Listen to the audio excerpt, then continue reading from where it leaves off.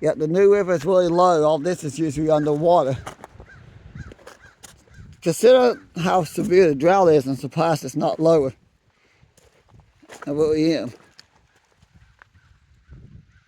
I head back up the hill though because there'll be another train coming. Probably within the next 30 minutes.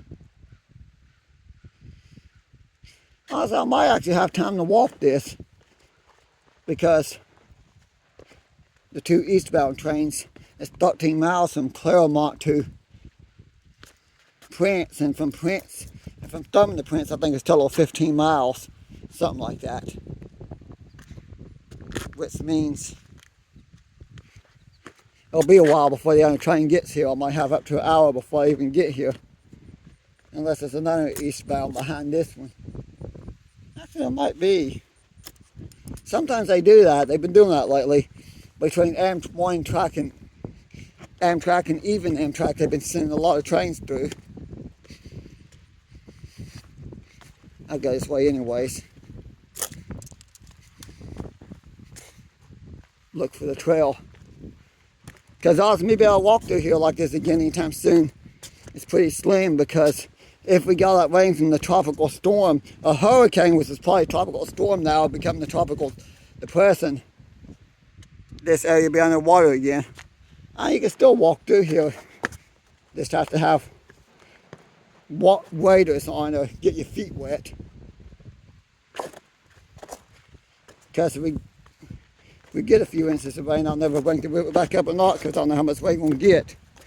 It may not be a drought buster rain, it might just be a good rain.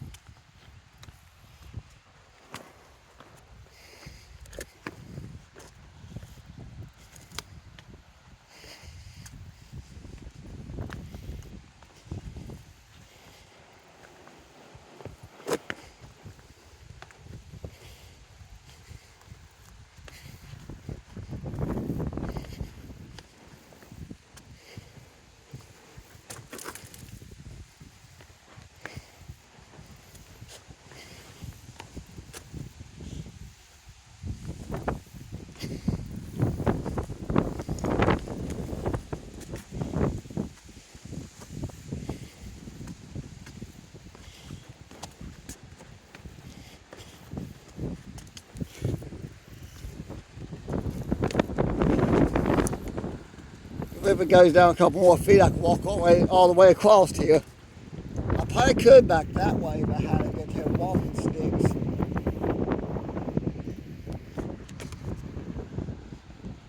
Because back there it looked low enough.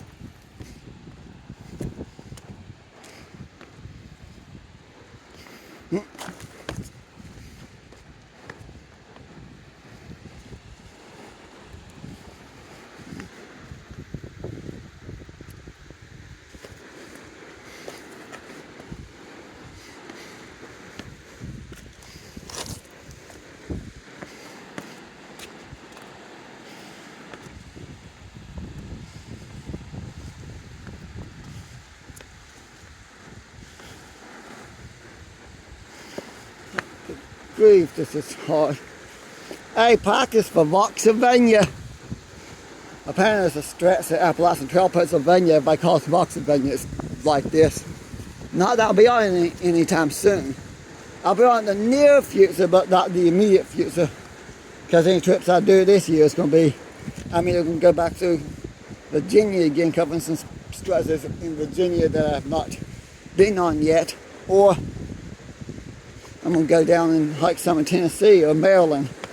And if I do get into Pennsylvania, it won't be the stretch of Vox, because that's over 100 miles north of the Pennsylvania Maryland state line.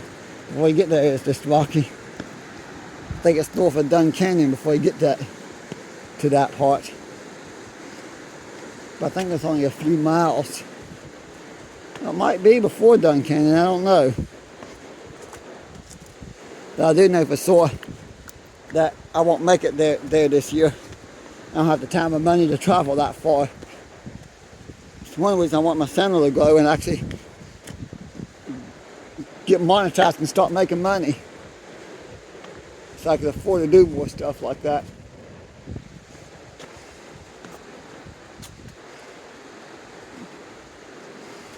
I don't know what that's off of. That looks like pieces of a trampoline or something. I'll tell what you can find here. The river being this low. I should be back, well, I know I'm in Thurman still, because back there, up there where that sandbar is, I still consider Thurman. I think it's referred to as Thurman sandbar. Once you get past that, you're no longer in Thurman. I think it starts, once you get past that sandbar, I think that's what they call gimmick. There's a small rock inside the big rock here.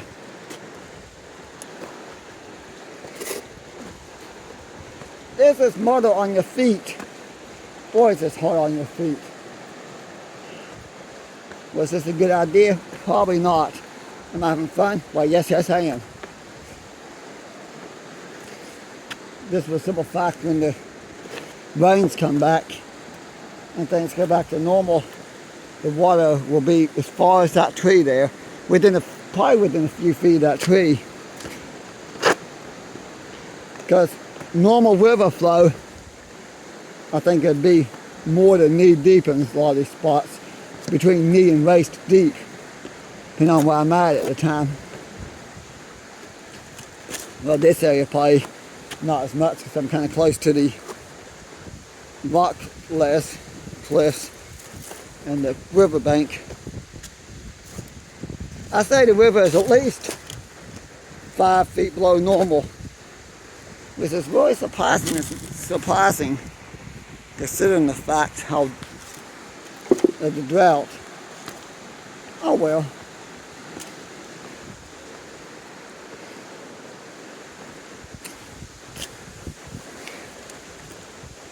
Start collecting rocks at home near my house and painting them and selling them.